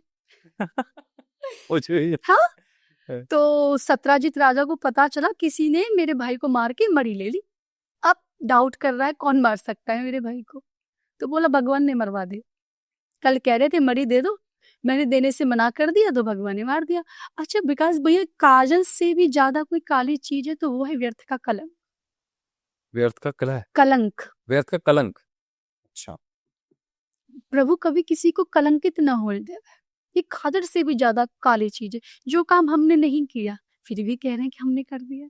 भगवान कह रहे ये क्या गड़बड़ी है, हमने तो कभी प्रसीन को देखा नहीं, और सब कह रहे मैंने प्रसीन को मार दिया। तो भगवान जंगल में गए, तो जहां प्रसीन बने पड़े थे वहां पर एक शेर के पैरों के निशान थे, और जहां पर सिंह बना पड़ा था वहां रीछ के पैरों के निशान थे। और रीछ के पैरों पर चलते चलते भगवान एक गुफा में चले गए जहां पर रीछ भगवान बैठे हुए थे, उनसे युद्ध किया। उसके पीछे भी एक बड़ी प्यारी सी स्टोरी। अभी रीछ भगवान कौन है? ये साक्षात जाम्बवंत जी है। अच्छा, जाम्बवंत जी के बारे में आपने त्रेता में सुना होगा, राम जी के साथ रहते थे। ये वही जाम्बवंत जी है जो यहाँ है। अब कई लोग कहते हैं कि त्रेता के जाम्बवंत जी द्वापर में क्या कर रहे हैं, है ना, बड़ा लॉजिक है ना। तो जब भगवान श्री राम ने रावण को मार दिया तो अपनी पूरी वानर सेना से का वरदान मांगो। किसी ने प्रेम मांगा, किसी ने भक्ति, लेकिन जामवंत जी ने कुछ नहीं मांगा। भगवान ने कहा तुम भी मांग लो। बोले क्या मांगे? एक ही हमारे लेवल का आदमी था रावण, उसको आपने मार दिया, अब मैं किससे लड़ूंगा, अब मेरी ताकत किसके काम आएगी? बोले क्या चाहते हो? कि मैं चाहता हूँ आपसे 2-2 हाथ करूं। तो राम जी बोले हम तो मर्यादा पुरुषोत्तम है, स्वामी और सेवक का युद्ध नहीं हो सकता, हम लड़ेंगे नहीं। अगली बार द्वापर में कृष्ण बन के जब आएंगे तो लीला पुरुषोत्तम बनकर आएंगे, तुम्हारे इस इच्छा को पूरी कर देंगे। तो ये वही जामवंत जी आज भगवान के साथ लड़ रहे हैं और अपनी इच्छा पूरी करा रहे हैं। तो भगवान ने लड़ते लड़ते घूंसा मारा जोर से, तो बोले बस मैं समझ गया कि आप आ गए, आप मेरे रघुवर आप आ गए। तो ये वही जामवंत जी। तो जामवंत जी ने ये मणि भगवान को दे दी और बोला ये मेरी पुत्री जाम्बवती, अब मैं भजन करूंगा, इसको अपने साथ लेके जाओ, विवाह इसके साथ कर लो। तो भगवान जाम्बवती को लेकर आ गए, ऐसे भगवान का दूसरा विवाह हो गया। अब आप लोग जो तर्क कर रहे हो उनको बताना ये वाली बात। अब भगवान जाम्बवती को लेकर द्वारका आ गए, विवाह कर लिया, सत्राजीत के पास आए, उसे मणि दे दी। अब सत्राजीत को रात भर नींद नहीं आई। सुबह होते ही भगवान के पास आया, भगवान से कहा द्वारकाधीश ये लो मणि, साथ में मेरी पुत्री सत्यभामा, इससे विवाह कर लो, अब मैं भी आपका भजन करूंगा। भगवान ने कहा ठीक है, मंगलम भगवान विष्णु मंगलम गरुड़ध्वज। तो तीसरा विवाह सत्यभामा के साथ हो गया। अब भगवान किसी के घर गए विवाह करने के लिए। अब आप एक बात बता दो, बताओ। वो तो भगवान है ना, इतना समझ में आ गया कि उनको लॉजिकल माइंड से नहीं समझा जा सकता। लॉजिक अगर आ गया तो प्रेम, प्रेम हृदय से। भगवान यहाँ की चीज नहीं है, भगवान तो हृदय की वस्तु है। प्रेम प्रेम करोगे, सब कुछ जान जाओगे। ज्ञानी तो उद्धव जी भी बहुत बड़े ज्ञानी थे ना। उद्धव से बड़ा कोई ज्ञानी हुआ? बृहस्पति के शिष्य, ये तो वंशियों के मंत्री श्री उद्धव जी महाराज, ज्ञान में सर्वश्रेष्ठ। उनसे बड़ा कोई ज्ञानी हो सकता है? वो भी नहीं समझ पाए भगवान को। देखो, इसका रीजन मैं जब कोट कर रहा हूँ ना, क्या होता है कि हम अपनी सुविधा के लिए सब काम करते हैं। क्योंकि जब हम आपसे बैक ऑफ द स्टेज भी बात कर रहे थे, जैसे लोगों को जब नॉनवेज खाना होता है ना, तो वो कोट करेंगे कि भगवान को भी तो चढ़ते हैं, बलि चढ़ती है, भगवान बलि मांगते हैं। अब तथाकथित लोग आके बता भी जाते हैं आजकल इन्फ्लुएंसर के रूप में कि उस शास्त्र में लिखा है, इसमें लिखा है, उसमें लिखा है। तो आपका क्या कहना है इस पे? विकास भैया, हमारा सबसे प्राचीन ग्रंथ है हमारे वेद। ठीक है। आप हमारे वेद में कहीं भी लाके दिखा दीजिए कि लिखा है कि पशु पक्षियों की बलि देना अलाउड है, हम मान जाएंगे। हमने कभी नहीं पढ़ा। आप एक बात बताएं, जैसे हम भगवान की संतान हैं, क्या पशु पक्षी भगवान की संतान नहीं है? बिल्कुल है। तो कोई भी माता पिता अपने बच्चे की बलि लेगा? लगता तो वही है, तभी ये सवाल है। ये लोग अपनी सुविधा के लिए भगवान पर डाल देते हैं। बलि का मतलब तो असली ये होता है कि अपने अंदर जो बुराई है उनकी बलि दो। उसकी बलि तो देते नहीं, क्योंकि नॉनवेज खाना है, सोचा चलो इसको चढ़ाओ मंदिर इस पे। बहाने खा लेंगे। एक बार एक गांव में बलि दी जा रही थी। एक सज्जन वहां पहुंच गए, उन्हें पता चला कि सुबह यहाँ पे किसी बकरे की बलि दीजिए। तो लोगों से कहा, क्यों भाई आप बकरे की बलि क्यों देते हो? तो बोले, माता जी प्रसन्न हो जाती है इसलिए बलि देते हैं। अच्छा अच्छा, ठीक है, हम भी आएंगे, जब बलि दो तो हमें बुलाना। बोले ठीक है। तो बलि देने का कार्यक्रम हुआ। तो संत ने कहा, देखो भैया एक बात बताओ कि बकरा श्रेष्ठ है या मनुष्य श्रेष्ठ है? कौन श्रेष्ठ है? मनुष्य जैसे। तो उन्होंने कहा, अरे मनुष्य की बलि देंगे तो माता जी कितनी प्रसन्न हो जाएंगी। चलिए कौन आ रहा है अपनी अपनी बलि देने के लिए? सब भाग गए। हाँ, आप एक निरपराध जीव जो बोल नहीं सकता, जो कुछ कर नहीं सकता, उसका फायदा उठा रहे हैं। क्या वो जीव नहीं है? क्या उसको तकलीफ नहीं होती? क्या उसको पीड़ा नहीं होती? आपको डॉक्टर सुई लगाता है, मम्मी मम्मी कह के रोने लगते हो। आप उसकी तलवार से सर काटते हो, उसको तकलीफ नहीं होती, और आप कहते हो देवी देवता प्रसन्न होते हैं। अगर देवी देवता को प्रसन्न करना है तो पशु से श्रेष्ठ तो मनुष्य है, मनुष्य की बलि देनी चाहिए। क्यों नहीं देते मनुष्य अपनी बलि? दे फिर। किसी भी शास्त्र में नहीं लिखा कि पशु बलि देनी चाहिए। ये लोगों की अपनी मनगढ़ंत एक ग्रंथ है लोगों का, जो लोगों ने खुद ही बनाया है अपनी सुविधा के लिए। आप मजबूरी समझिए, जैसे मान लीजिए हम डॉक्टर के पास जाएं, डॉक्टर को बोले कि आपकी इस हार्ट में ब्लॉकेज है, तो अंत तो क्या करेगा? वो बात उसकी मानेगा जो डॉक्टर कह रहे हैं। ऐसे ही जब जिसे चाहे खाना है चाहे नहीं खाना है, कुछ मंदिरों को कोट कर दिया जाता है, कुछ इस तरह की। हमने तो नहीं पढ़े, फिर मैंने नहीं पढ़े, आप इस लाइन में हैं, आपने पढ़े होंगे, मेरे मेरे शायद मेरे माता पिता ने भी नहीं पढ़े। तो जब हमने पढ़े नहीं तो हम सुने सुनाए को मान लेते हैं। तो इसका मतलब ये हुआ कि फिर हम बहुत सिलेक्टिव हो जाएं कि किसको सुनना है और किसको नहीं सुनना। मैं कहती हूँ आप ना मेरी बात मानिए, ना किसी और की बात मानिए, आप शास्त्रों की बात मानिए। हमारे सबसे प्राचीनतम ग्रंथ है वेद भगवान, जिनको हम भगवान कहते हैं, आप उनकी बात मानिए। हमारा सबसे सर्वश्रेष्ठ ग्रंथ है श्रीमद् भगवद गीता। आप पूरी भगवद गीता के 18 अध्याय 700 श्लोक हैं। आप कहीं भी बता दीजिए कि भगवान कृष्ण ने अपने मुख से बोला है कि बलि देनी चाहिए। अगर ऐसा होता तो वो भी युद्ध से पहले बलि दिलवाते? कहीं नहीं लिखा, कभी भगवान ने नहीं बोला। हमारा रामचरित मानस इतना बड़ा ग्रंथ है, बाबा गोस्वामी जी ने लिखा। एक अक्षर बता दीजिए जहां बाबा जी ने कहा कि पशु बलि देना अनिवार्य है। एक ग्रंथ होता है हमारे मन का ग्रंथ, जो अपनी सुविधा के अनुसार बनाया जाता है। जिनको नॉनवेज खाना है उन्होंने भगवान के नाम पर थोप दिया, भगवान को बलि दो, इस बार हम खा लेंगे। लोग कहते भगवान शंकर शराब पीते थे, मदरा पीते थे, हम पी लेंगे तो क्या हो गया? अरे बाबा नशा नहीं करते थे, कहीं भी नहीं लिखा कि बाबा कभी नशा करते थे। बाबा नशा करते थे भगवान श्री राम के नाम का। जिसको लेने के बाद बाबा हजारों वर्षों तक समाधि में चले जाते थे, लेकिन लोग अपनी सुविधा के लिए कह रहे बाबा तो ये करते थे, वो करते थे, हम करेंगे तो क्या हो गया। ये हम लोगों ने अपनी जीभ को संतुष्ट करने के लिए ये सब किया हुआ है। किसी भी शास्त्र में, जो हमारे प्राचीनतम शास्त्र है, जिनको पूरा विश्व मानता है, कहीं भी नहीं लिखा कि बलि देनी चाहिए। और भैया मैं एक बात कहना चाहती हूँ, जो ये काम कर रहे हैं ना, इसका इतना भारी परिणाम मिलता है ना, कई पीढ़ियां मुक्ति है। किसी को दुख देकर अब सुखी नहीं रह सकता। एक्चुअली में क्या है कि जो दिखता है ना, अभी दिखता कैसे है, जो ज़्यादा पूजा पाठ कर रहा है वो ज़्यादा तकलीफ में है। होता क्या है, इस तरह की स्टोरीज भी बहुत ज़्यादा आ जाती हैं। और जो हर तरह के गलत काम कर रहा है, जितने भी तरह के हो सकते हैं, वो बहुत सुखी है, अच्छी। अच्छा, हमारे लिए सुख और आनंद में जो अभी आपने जो डिफरेंस बताया, एज पर न्यूरोसाइंस बहुत बड़ा डिफरेंस है डोपामाइन और सेरोटोनिन के अंदर, हम भी समझते हैं। लेकिन जो लोग हैं उनके लिए जो सिग्निफिकेंट है चीज़ें, उन्हीं से वो चीज़ों को मानते हैं। और वो मान लो गलत काम कर रहा है। मैं एग्जाम्पल बताता हूँ आपको, ये मैं बात की बोल रहा हूँ।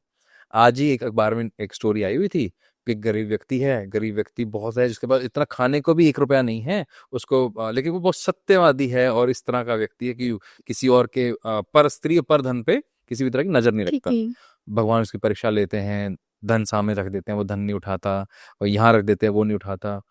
तो क्योंकि धन, अच्छा उससे पूछता है क्यों नहीं उठाया, क्योंकि धन लोभ का, या इस तरह की वो 4 बातें बताता है कि धन के पास जो उसका जो ऑरा है धन का, वो नेगेटिव है। अगर धन का ऑरा नेगेटिव है तो बिना धन के तो पॉडकास्ट भी नहीं कर सकते। ट्रू। तो फिर हमने जो धन को लेकर बना दिया है, उससे एसोसिएट जो उसकी मोडालिटीज हैं, मेटाफोर्स हैं, वो हम पे हमें प्रभावित करती हैं। उसी वजह से जेलसी आती है, कंपैरिजन आता है। उसी वजह से हमें लगता है यार ये वाला कार चाहिए तो मुझे बाय हुक बाय क्रुक जैसे मर्जी मिल जाए। वो नॉनवेज खा के सुखी है तो मैं क्यों नहीं हो सकता, वो अगर दारू पी के सुखी है तो मैं क्यों नहीं हो सकता। तो इस वजह से होता है। और इसके पीछे का मुझे कारण लगता है, आप मुझे बताना, क्योंकि आप इस क्षेत्र से आप बिलोंग करती हैं। हमारे शास्त्रों के साथ आप लोगों का मेरा मतलब है जिसके पास अथॉरिटी है, आप लोगों ने छूट दे दी कुछ कथा कथित लेखकों को इससे छेड़छाड़ करने के लिए। आज कोई भी आता है कर्ण के बारे में कुछ भी लिख जाता है, कोई भी आता है युधिष्ठिर के बारे में कुछ भी लिख जाता है अपने अपने कॉन्टेक्स्ट में। तो उसकी वजह से मिथ नहीं हो रहे होते। और उसको मैं इसलिए बात बोल रहा हूँ, मेरा खुद का 15 साल का बेटा है जो इन सभी राइटर्स को पढ़ रहा है, तो उसके पास अलग अलग कॉन्टेक्स्ट है, 25 किताबें हैं उसके पास, उसको इस पे बहुत इंटरेस्ट है। अब उसको लोग बोलते हैं ये मैथोलॉजी है, कोई इसको सत्योलॉजी बोल रहा है। अगर एक्चुअल में वेद ही है, आप करो वेद पढ़ो, कहाँ से पढ़े, हमारे पास कहाँ है। हमारे पास उन लेखकों की किताब लिखी हुई है जो 22, 23, 24 साल के हैं, वो कहते हैं कि मैंने रिसर्च किया है तो मैंने कर्ण पे ये लिख दिया, मैंने इस पे ये लिख दिया। तो हमारे पास ऑथेंटिक नॉलेज कहाँ से आएगी। सही कह रहे हैं आप कि मुझे ऐसा लगता है कि चीज़ें तो सब कुछ है, वैसा तो है नहीं कि वेद नहीं है, भगवत गीता नहीं है, रामचरितमानस नहीं है। लेकिन समस्या यह है कि हमने बचपन में कभी भगवत गीता से अपने बच्चों को परिचित नहीं कराया। मैं तो माता पिता का फॉल्ट समझती, बच्चे का तो मैं बिल्कुल नहीं समझती। भगवत गीता के भी इतने संस्करण हैं, पता नहीं लगता कौन से। आप गीता प्रेस गोरखपुर पढ़े, स्वामी राम सुखदास जी महाराज का पढ़े, जो प्रामाणिक है। मैं कह रही हूँ आपको पहले डाउट्स क्लियर करने के लिए प्रामाणिक चीजें पढ़नी चाहिए। जो बाबा गोस्वामी जी की रामचरितमानस है वो आप पढ़े, उसके बाद आप चाहे भले सारे लेखकों को पढ़े, अच्छी बात है, लेकिन पहले सत्य तो पढ़े। छूट तो दे दी ना हमने। जैसे अब कार्टून बन जाता है हनुमान जी के ऊपर, गणेशा पे कार्टून बन गया। आपके पास कोई फिल्टर है कि वो सही नॉलेज दे रहे हैं? आप सही कह रहे, गलत तो है। हाँ, तो अब आप मुझे और किसी के लिए गलत कर रहा है तो हम ही लोग गलत ना, क्योंकि हम लोग बढ़ावा दे रहे हैं, हम लोग रोक नहीं रहे इन सब चीजों को, और रोक भी नहीं पाएंगे। अब तो चीजें इतनी बाहर जा चुकी है, इसको कंट्रोल नहीं कर। लेकिन हाँ, एक चीज हम कर सकते हैं कि हम अपने बच्चों को पहले भगवान से जोड़ दें। हम उनको बताएं कि आपके जो हनुमान जी हैं वो ये हैं। कैसे हैं हनुमान जी, कि जिनके लिए कोई भी काम मतलब ऐसा नहीं कि जिसे कर नहीं सकते। कवन सो काज कठिन जग माही, जो नहीं हो तात तुम पाही, पवन तनय बल पवन समाना, बुद्धि विवेक विज्ञान निधान। अपने बच्चों को पहले ही पढ़ा दो कि आपके हनुमान जी वो है जिनके लिए कोई भी काम करना बड़ी छोटी सी बात है। 1 सेकंड में इतने बड़े समुद्र को लांघकर लंका पहुंच गए, लंका में आग भी लगा दी, मैया जानकी को राम जी की मुद्रिका भी दे दी। हाँ, अक्षय कुमार को भी मार दिया और राक्षसों को भी इधर उधर पटक पटक के मार दिया, आ गए वापस। मैया जानकी की पूरी खबर हमारे भगवान श्री राम को दे दी। तो हमें अपने बच्चों को बताना पड़ेगा। मैं आज भी सोचती हूँ कि अगर बचपन में मैंने भगवत गीता नहीं पढ़ी होती, अगर बचपन में मेरे माता पिता ने मेरा परिचय भगवत गीता, श्री रामचरितमानस, भागवत जी के साथ नहीं कराया होता, तो मेरे थॉट्स इतने क्लियर नहीं होते। शायद मैं भी आज की उस जनरेशन में ही होती जिसको लगता है कि ये सही कह रहा है, कि ये सही कह रहा है, कि ये सही कह रहा है। अब मुझे ये पता है कि बाबा गोस्वामी जी कह रहे हैं वही परम सत्य है। जो व्यास जी महाराज ने भगवत गीता जो लिखी है, जो भगवान श्री कृष्ण ने बोला है, उन्होंने लिखा, वही परम सत्य है। हम उसको माने, शास्त्रीय प्रमाण को माने। कल को आपके मन में भी आएगा पुस्तक लिखनी है, आपको मैं रोक पाऊंगी? मेरे मन में आएगा मैं पुस्तक लिखती, आप मुझे रोक पाएंगे? मैं वैसे तो इस पॉडकास्ट के माध्यम से तो ये कहूंगा कि इन चीजों से तो छेड़छाड़ नहीं होनी चाहिए। नहीं होनी चाहिए। आप बाकी में करके दिखा दो, करके दिखाओ। हमारे ही शास्त्रों से क्यों छेड़छाड़ हो रही है? करके जिसका जो मन आता है वो बोल के चला जाता है। जिसका मन आता है कि आग लगा दो, तो आग लगाने के लिए लोग खड़े हो जाते। आप किसी और में लगा के दिखाइए एक बार, आप बच जाओ तो बता देना। आपको इतने श्लोक कैसे याद हो जाते हैं? मैंने मतलब बड़े मतलब इंटरेस्ट से आप किसी भी टॉपिक पे कोई भी श्लोक मतलब जो आप कोट करते हो कैसे, मतलब इट्स कृपा। इसमें मेरी कोई योग्यता नहीं, इसमें मेरी कोई श्रेष्ठता नहीं। ये सब कुछ जो कुछ भी है आप देख पा रहे हैं या देख रहे हैं या है पत्र पुष्प फल के रूप में, सब कुछ मेरी स्वामिनी जी ने दिया है। जो है सब स्वामिनी जी का है, इसमें मेरी कोई योग्यता नहीं। मैं फिर कह रही हूँ, मैं हमेशा आज तक 10 से 15 मैंने पॉडकास्ट किए, मैंने सब जगह एक बात बोली, डिक्टो आज रिपीट कर रही हूँ। व्यासपीठ पर बैठा हुआ वक्ता एक बांसुरी का काम करता है और उस बांसुरी में फूंक मारने का काम श्रीमती राधा रानी करती है। हम तो खाली बांसुरी हैं, इसमें फूंक तो कहीं और से आ रही है। करने वाली कोई और है और हम क्रेडिट ले ले तो गलत हो जाएगा। करने वाली वो है, हम बस एक निमित्त मात्र है। उनकी कृपा है कि उन्होंने हमें चुन लिया, वरना उनके पास तो लाइन लगी पड़ी है कि तो उन्होंने अनुग्रह कर दिया कि हमें इस योग्य समझ लिया, या दया कर दी कि चलो तुम आ जाओ, तुम्हें ले लेते हैं। तो ये सब कुछ जो मिलता है ना, कृपा साध्य है प्लस मेहनत है ना। कोई चमत्कार तो नहीं होता है। मैंने बचपन में बहुत मेहनत की है और मेरे से ज़्यादा मेहनत मेरे ग्रैंडफादर ने की है, मेरे दादाजी ने की है, मेरे परम पूजनीय बाबा श्री भगवान स्वरूप शर्मा जी बहुत मेहनत की है। When I was very little he used to teach me Bhagavad Gita. मैं उनके पास सोया करती थी, 6-7 साल की थी। हम गांव में रहा करते थे, लाइट भी नहीं थी हमारे गांव में जब हम रहते थे। वहाँ पे कोई सुविधा नहीं थी, कोई साधन नहीं था। मिट्टी का तेल जो होता है ना, उसको लालटेन में डालते हैं, उससे मेरे दादाजी भगवद गीता पढ़ा करते थे और मुझे भी उसी लालटेन से पढ़ाते थे, तो मैं लालटेन में पढ़ती थी भगवद गीता। कभी ऐसा हुआ है भाई आपको पता है कि अभी आपको व्यासपीठ पे बैठना है और आपका ध्यान भटक गया हो, फोकस इधर से उधर हो गया, उससे जस्ट पहले या बाद में? मैं किस कॉन्टेक्स्ट में पूछ रहा हूँ बता देता हूँ। कई बार जैसे आपके लिए वो काम है, मतलब वो प्रेम है, लेकिन वो काम तो है ही भी आपको जाके लोगों को बताना है। हमारा काम है, हमें मीटिंग्स लेनी है, लोगों से मिलना है। जैसे मेरा काम काउंसलिंग का है, ऐसे अलग अलग लोगों का अलग अलग काम है। तो कई बार ध्यान भटक जाता है। जैसे मान लो मैं आपसे बात कर रहा हूँ, मैं कहीं खो गया। आप जैसे इतने पॉडकास्ट आपने दिए, आपने कभी महसूस भी किया होगा कुछ ऐसे होस्ट होते हैं खो जाते हैं जो किसी कहीं और चले जाते हैं, आपके उत्तर में उसमें से प्रश्न नहीं निकाल पाते। तो आपके साथ कभी ऐसा हुआ? और अगर हुआ है तो आप अपने फोकस को बनाए रखने के लिए क्या करते हैं? देखिए, वैसे तो मेरे साथ हुआ नहीं है। देखो, व्यासपीठ जो होती है ना भैया, समझ लो पूर्ण भगवत कृपा से परिपूर्ण होती है। उससे पहले कभी हुआ? उससे मतलब व्यासपीठ पे नहीं बैठे हो आप और आपको उसके पहले को मन भटकता ही है ना, भटकता है? डेफिनेटली भटकता है। मन चंचल है, एकदम से तो आपके कंट्रोल में कुछ होगा नहीं। करते हो आप ऐसा, कोई योगा प्राणायाम ऐसा कुछ? मैं प्रैक्टिस करती हूँ। जो मैं प्रैक्टिस कैसे करती हूँ, भगवत गीता ने जो प्रैक्टिस करने के लिए बोला है वो प्रैक्टिस करती हूँ। जैसे भगवान ने कहा कि अगर तुम अपने मन को स्थिर नहीं कर पा रहे, स्टेबल नहीं कर पा रहे, किस में, मैं संसार की बातें नहीं कर रही, मैं भगवान की बातें कर रही हूँ। मुझे नहीं पता आपका प्रश्न किस उद्देश्य से आपने पूछा, कि कैसा फोकस आप पूछना चाह रहे हैं। मेरा फोकस है भगवान। तो अगर मैं अपने मन को भगवान में नहीं लगा पा रही, या कोई भी व्यक्ति अपने मन को स्टेबल नहीं कर पा रहा, डेफिनेटली बहुत चंचल नहीं हो पाता। भगवत गीता भी कहती है कि बहुत चंचल है, आसान नहीं है। उनके लिए भगवान ने एक श्लोक बोला, भगवत गीता के 12वें अध्याय का 9वां श्लोक है। भगवान ने कहा, अत चित्तम समाधातुम न शक्नोसि मयि स्थिरम अभ्यास योगिन ततो मामिक क्षाप्तुम धनंजय। भगवान ने कहा, अगर आप अपने मन को मुझ में अचल स्थापन करने के लिए समर्थ नहीं है, डोंट वरी, कोई बात नहीं, आप अभ्यास करो और अभ्यास रूप योग के द्वारा अपने मन को स्थिर करो। अब अभ्यास रूप योग क्या होता है कि 24 घंटे उसके बारे में सोचना, उसके बारे में सोचना, चिंतन करना, मनन करना, क्योंकि जिसके बारे में हम सोचते हैं ना, फिर हमें वही दिखाई देना शुरू हो जाता है।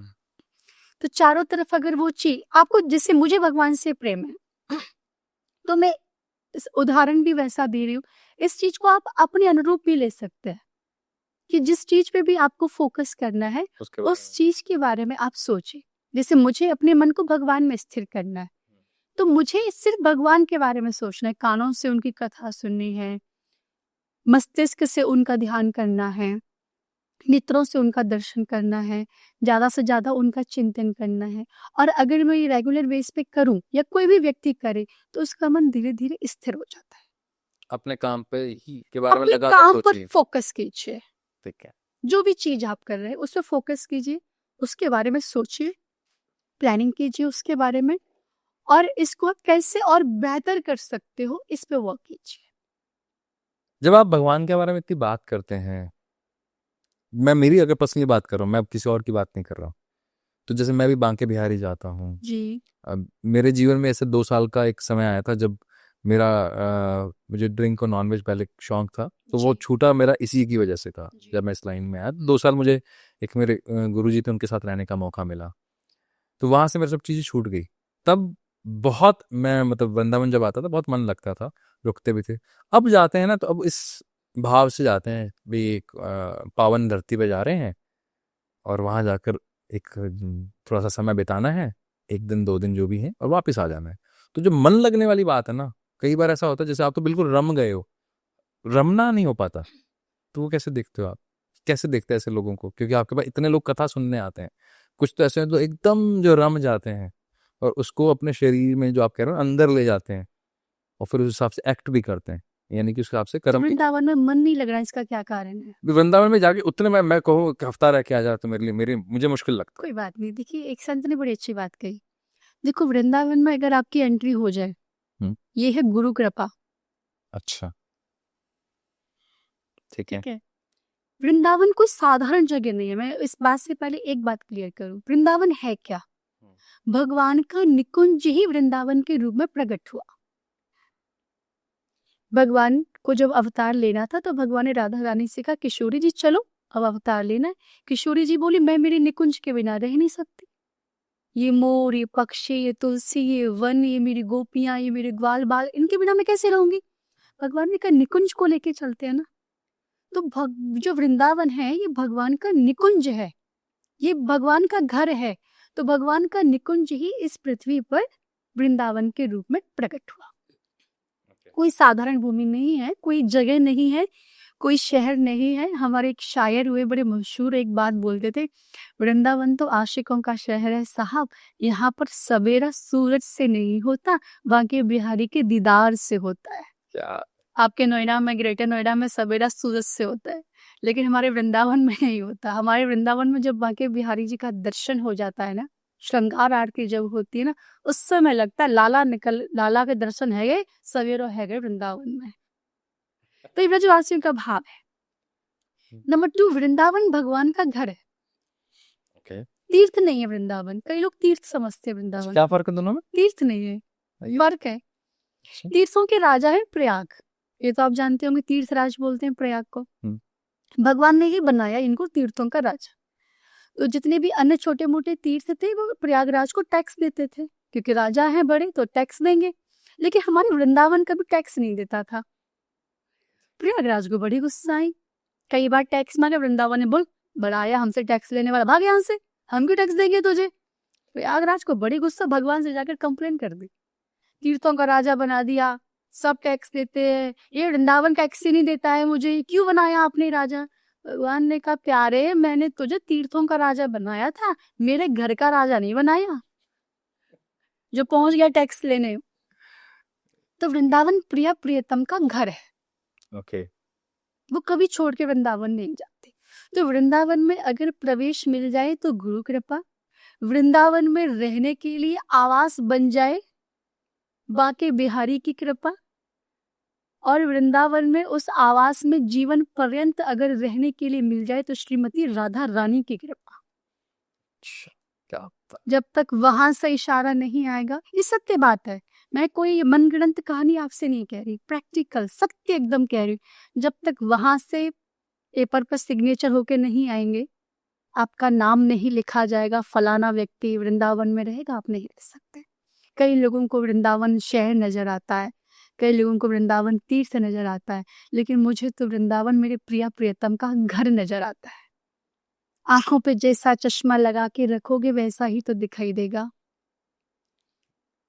किसी ने भक्ति का चश्मा लगाया है, किसी ने प्रेम का, किसी ने अहंकार का, किसी ने ज्ञान का, किसी ने अभिमान का। जाकी रही भावना जैसी, प्रभु मूरत देखी तिन तैसी। जैसी जिसकी भावना है वैसा भगवान का दर्शन व्यक्ति कर रहे। तो वृंदावन में आपका मन लगेगा जब आपके ऊपर स्वामिनी जी की कृपा होगी। और मैं आपकी तरफ से उनसे प्रार्थना करूंगी कि वो थोड़ा सा अनुग्रह आपके ऊपर करे।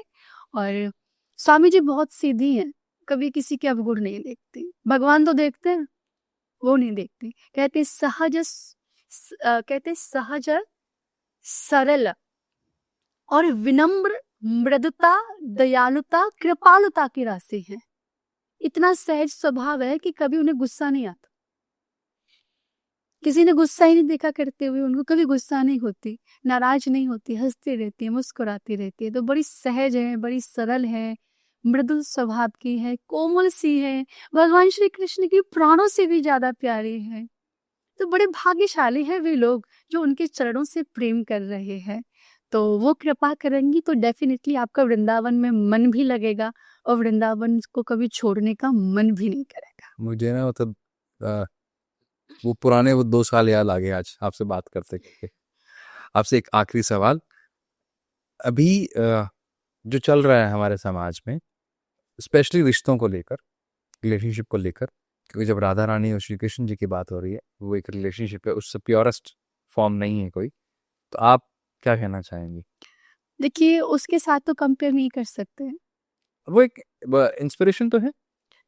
आज के प्रेम तो पता है कैसे हैं, सुर नर मुनि सब के यह रीति, स्वार्थ लागे करही सब प्रीति। बाबा गोस्वामी जी ने पहले ही लिख दिया, भैया यहाँ पे कोई किसी को बिना स्वार्थ के प्रेम नहीं करेगा। यहाँ पे लोग नमस्कार भी इसलिए करते कि इससे कुछ काम है, मन में कहते मेरे घर आएगा तब बताऊंगा तुझे। तो इस संसार में सच्चा प्रेम कहीं भी नहीं है। अगर फिर भी हमें संसार में रहना है, अगर हम रिलेशनशिप की बात करें, शादी की बात करें, विवाह की बात करें, विवाह हमारे यहाँ पर एक बहुत ही पवित्र पावन रस्म है। ये 2 जीवात्माओं का मेल है, मिलन है। और मैं चाहूंगी कि इस रिश्ते को बड़े ही प्रेम, रिस्पेक्ट के साथ निभाया जाए। मैं लोगों से हमेशा एक बात कहती हूँ, शादी भले देर से करना लेकिन एक अच्छे व्यक्ति से करना। बड़ा मुश्किल है ये जानना कि किसका ऑरा अच्छा है, कौन अच्छा व्यक्ति, बहुत मुश्किल सवाल है। मुश्किल तो है, देखिए नारियल तो फूटने के बाद ही पता चलता है। अभी तरबूज का सीजन है, तरबूज काटने का पता लगता है पीस सड़ा हुआ है कि ये अच्छा है। तो मुश्किल तो है, लेकिन हम आस में दुनिया टिकी है तो हम भी एक आश लगा लेते हैं। कोशिश करें एक अंडरस्टैंडिंग अच्छी हो और जिसके साथ आपके विचार मिलते हो। देखिए, प्रेम, एक प्यार, अट्रैक्शन एक समय के बाद खत्म हो जाता है, लेकिन अंडरस्टैंडिंग और रिस्पेक्ट हमेशा जीवन भर जीवित रहती है और वही रिश्ते को आगे तक लेके जाती है। और मुझे ऐसा लगता है आज के यूथ में इन सब चीज़ों की कमी है। अट्रैक्शन तो है, लेकिन उनके अंदर ना विश्वास है, ना कोई प्रेम है, ना ही एक दूसरे का सम्मान है। इसीलिए ज़्यादातर डिवोर्स केसेस हो रहे हैं। मैं हमेशा एक बात कहती हूँ, कई बार लोग मुझे बुरा भी बोलते हैं कि देखो शादी उससे मत करो जो जिसे तुम प्रेम करते हो, शादी उससे करो जो आपको प्रेम करता है। हाँ, ये मैंने कहीं सुना भी है, किसी फिल्म में भी है ये। हाँ, मैं रेजोनेट भी करता हूँ इस बात से कि वो फिर उतना आपको केयर करता है, रिस्पेक्ट करता और है। आप भी उतना कर पाएंगे फिर उसको। देखो प्रेम क्या होता है कि प्रेम और रिस्पेक्ट ये हस्बैंड और वाइफ ये दोनों के लिए बना होता है। पति को पत्नी को संपूर्ण इज्जत देनी चाहिए और पत्नी का कर्तव्य है कि अपने पति को, हमारे यहाँ तो परमेश्वर कहा जाता है, तो परमेश्वर के समान माने। लेकिन हमारा कहते हैं शिव और शक्ति, ये दोनों एक हैं, है ना। शिव के बिना शक्ति किसी काम की नहीं है और शक्ति के बिना शिव किसी काम के नहीं है। तो इन दोनों का एक साथ रहना बहुत जरूरी है। तो आप शिव और शक्ति हैं, एक आपका शिव है, एक आपकी शक्ति है। तो परस्पर प्रेम सम्मान के साथ चलेंगे तो आप पार लगा लेंगे। आप देखो हमारे दादा बाबा, हमारे माता पिता कभी डिवोर्स हुआ करते थे? सुना ही नहीं कई बार। सुना ही नहीं था। कारण क्या है? यही कारण है। उनके जमाने में तो ये सब भी नहीं हुआ करता था, अट्रैक्शन वगैरह ये सब भी नहीं होता था। सिर्फ एक ही कारण है, प्रेम, विश्वास और सम्मान। ये 3 चीजें होती है जिसके आधार पर पूरा रिश्ता टिकता है। तो जब तक आप अपने पार्टनर को ये सारी चीजें नहीं दे पाएंगे तो कहीं ना कहीं आप सरवाइव नहीं कर पाएंगे। बैलेंस बना के चलना पड़ेगा। बहुत बढ़िया, आपका बहुत बहुत धन्यवाद। आपने इतने प्रेम पूर्वक और हमें शास्त्रों का सही ज्ञान कि किस तरह से इसको सुनना चाहिए, वो कान के इधर से इधर ना निकल जाए, वो आपके सीधा नाभि तक जाए, यानी कि आप उसे पी लें। आपने बहुत बढ़िया तरीके से हमें एनलाइटन किया, बहुत ऐसी इंपॉर्टेंट चीज़ें बताई। मुझे ऐसा लगा कि अब मेरा थोड़ा सा प्रोस्पेक्टिव, वो वापस 2 साल जो मैंने जिए हैं वो आज मुझे वापस जीने को मिले, उसके लिए कोटि कोटि धन्यवाद। Thank you so much. मुझे बहुत अच्छा लगा और आप खूब तरक्की करें। मेरे पास आपको देने के लिए कुछ नहीं है, लेकिन मेरी स्वामिनी जी के पास बहुत कुछ है। मैं उनसे प्रार्थना करूंगी कि वो खूब कृपा करें आपके ऊपर भी और आपके परिवार के ऊपर भी।